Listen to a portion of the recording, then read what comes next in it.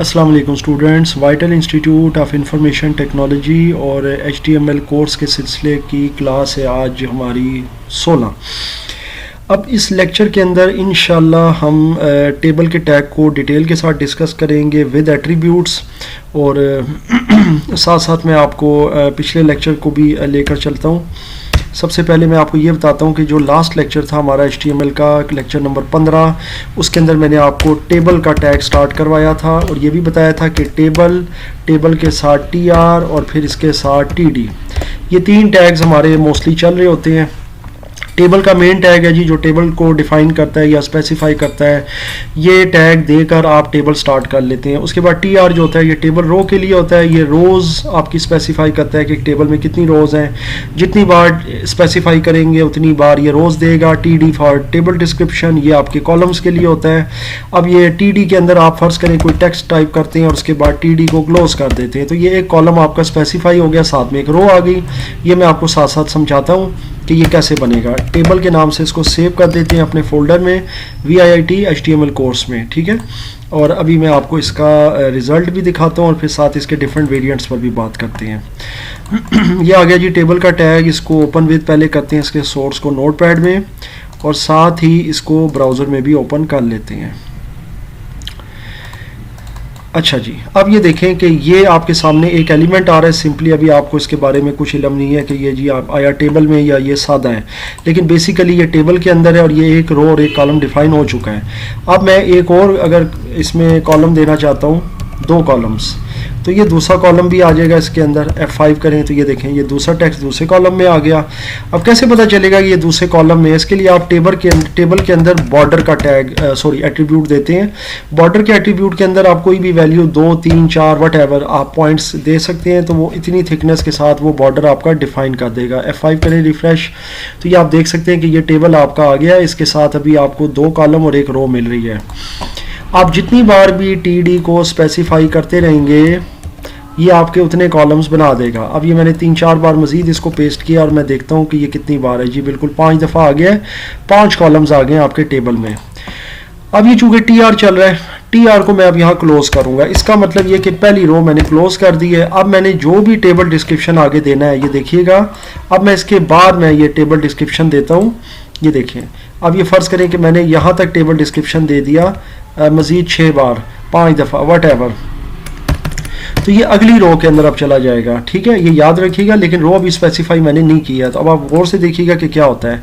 F5 में करता हूँ तो ये देखें, अब वो रो एंड हो गई थी क्योंकि उस रो को मैंने यहाँ क्लोज कर दिया था। इसके बाद ये नया TD आया, नई रो में चला गया।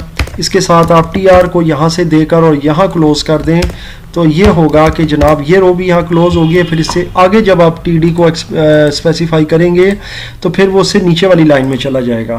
तो मैं यार F5 कर देता हूँ। अब फ़र्ज़ करें मैं इसी को दोबारा से कॉपी करता हूँ यहाँ से और वंस अगेन पेस्ट कर देता हूँ।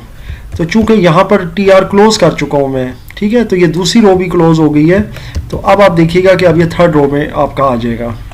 और अगर लेट सपोज मैं इसको नहीं देता, सॉरी ये, ठीक है, यहाँ तक तो मैंने क्लोज किया है, पहले रो को मैंने यहाँ क्लोज किया, दूसरी रो में मैं आया हूँ। अब आप देखिएगा इसका रिजल्ट क्या आता है। अब आप ये देख सकते हैं कि एक रो यहाँ क्लोज हो गई थी और दूसरी और तीसरी रो को उसने मर्ज कर दिया है क्योंकि मैंने TR को क्लोज नहीं किया। तो आई एम श्योर कि आपको ये चीज़ समझ आ गई है कि आपको TR स्पेसिफाई भी करना है, TR क्लोज भी करना है। जहाँ पर आप एक रो को क्लोज करना चाहते हैं फिर आप एक नई रो स्टार्ट करना चाहते हैं। तो ये तो खैर एक सिंपल सी एक नॉलेज है इसके हवाले से। यहाँ तक मैं इसको क्लोज कर देता हूँ जी, TR को भी बंद कर देता हूँ, Ctrl+S करता हूँ। इसके हम फर्दर एट्रीब्यूट्स की तरफ जाते हैं। फिलहाल हमारे पास 2 कॉलम आ गए हैं जी। अब मैं 2 कॉलम और 2 रोज़ पर मबनी एक टेबल बनाता हूँ।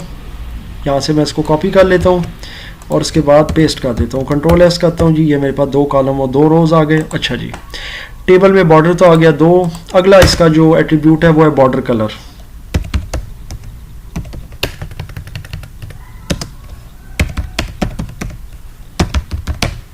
बॉर्डर कलर लेट सपोज मैं रेड दे देता हूँ, फ़र्ज़ कर लेते हैं। तो अब आप देखिएगा कि यहाँ पर इसका जब मैंने रिफ़्रेश किया तो बॉर्डर कलर रेड आ गया है टेबल का। इसी तरह से अब एक और चीज़ भी नोट कीजिएगा, वो ये है कि जो टेक्स्ट मैंने लिखा हुआ है वो इस सेल के अंदर बिल्कुल फिटेड है, यानी जितने भी ये चारों सेल्स हैं इनके अंदर टेक्स्ट प्रॉपर फिटेड है। इसको हम कहते हैं फिट टू कंटेंट्स। अब मैं ये चाहता हूँ कि इसमें कुछ स्पेसिंग आ जाए टॉप बॉटम से, लेफ्ट राइट से, तो इसके लिए एक एट्रीब्यूट होता है टेबल के अंदर सेल पैडिंग का। तो सेल पैडिंग का एट्रीब्यूट मैं यूज़ करूंगा, फिर उसमें नंबर ऑफ पिक्सल्स या पॉइंट्स मैं स्पेसिफाई कर दूंगा, जैसे लेट्स सपोज 4, कंट्रोल एस करूंगा सेव, और यहाँ आकर करूंगा रिफ्रेश। तो आप देखिएगा कि यहाँ पर स्पेस आ गई है, तमाम सेल्स में जो भी कंटेंट्स हैं उनके टॉप और बॉटम में स्पेस आ गई। अब आप इसको अगर चेंज भी करेंगे ना अंदर, जैसे लेट्स सपोज मैं ये करता हूँ, देखें अब एक सेल का कंटेंट मैंने चेंज कर दिया, और अब आप इसका देखिएगा इफेक्ट, ये कितना चेंज हो जाएगा इसके लिहाज से, और फिर इसके नीचे वाला भी उतना ही चेंज होगा। सो ये है जी आपका यहाँ तक एट्रीब्यूट। और दूसरे वाला जो उसके साथ चल रहा है अदनान वाला, वो डेफिनेटली वो भी स्पेस में आ गया है, और बाद में आप उसको फिर सेंटर अलाइन भी कर सकते हैं, वो खैर टैग्स मैं आपको पहले बता चुका हूँ। टेबल को भी सेंटर अलाइन अगर करना हो तो यहाँ पर सेंटर का टैग दे सकते हैं, या पी अलाइन सेंटर भी कर सकते हैं, ये टैग्स भी मैं पहले बता चुका हूँ। सो आई होप कि आपको ये टैग्स आते हैं। अच्छा जी, अब टी आर के अंदर एक एट्रीब्यूट होता है बीजी कलर का। ये टी आर का बीजी कलर होता है, मतलब ये कि हर रो का एक कलर देंगे। तो मैं कहता हूँ जी इसमें मैं येलो कलर देना चाहता हूँ इस टी आर को, यानी जो पहली रो है। तो अब आप F5 कीजिए तो ये देखें कि इस टी आर में जो पहली रो है इसके अंदर आपका ये येलो कलर आ जाएगा। अगर दूसरी वाली को भी देना चाहते हैं तो दूसरी रो यहाँ से स्टार्ट हो रही है, तो इसका भी बीजी कलर दे दें, जैसे कि आप इसका देना चाहते हैं फ़र्ज़ करें एक्वा, ठीक है, स्काई ब्लू टाइप कलर आ जाएगा। तो अब आप देखें कि F5 करेंगे तो ये भी आ जाएगा। तो इस तरीके से आप इसको, टेबल को, टी आर को, टी डी को मैनिपुलेट कर सकते हैं। तो ये तो खैर एक सिंपल सा एक लेक्चर है, यहाँ तक इस पर आप काम कर सकते हैं, अलग अलग टेबल्स भी दे सकते हैं आप। टेबल के बहुत से और भी एट्रीब्यूट्स हैं जिसमें इसके बॉर्डर की शेप्स, स्टाइल के बारे में भी बात की गई है। आप इसकी प्रैक्टिस करें। अगले लेक्चर में इंशाल्लाह मैं आपको टी आर और टी डी के कुछ एट्रीब्यूट्स मज़ीद डिटेल के साथ बताऊंगा, और टेबल के भी कुछ एट्रीब्यूट्स मज़ीद डिटेल के साथ बताऊंगा। वो हमारा लेक्चर जो होगा ना, वो टेबल, टी आर और टी डी के एट्रीब्यूट्स का लास्ट लेक्चर होगा इंशाल्लाह। और फिर उसके बाद हम लोग जो है ना कुछ टी फुट, टी बॉडी और डिफरेंट और जो इसके कैप्शन वगैरह या जो इसके हेडर्स होते हैं टेबल के, उनकी तरफ चले जाएंगे। और फिर डिफरेंट टाइप्स के जो टेबल बनते हैं उनकी तरफ भी हम जाएंगे, क्योंकि अक्सर औकात HTML के ऊपर हमें डिफरेंट टाइप के टेबल्स बनाने पड़ते हैं।